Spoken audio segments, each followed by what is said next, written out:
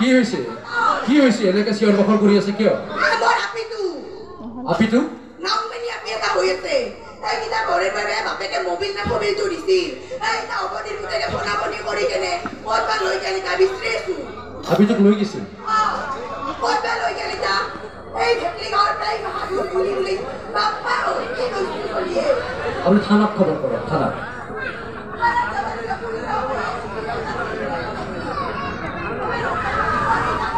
কি নাম আছিল আপিটোৰ নাম কি আছিল মেনকা ল'ৰাটোৰ নাম কি আমাৰ কথা আছে ধন্যবাদ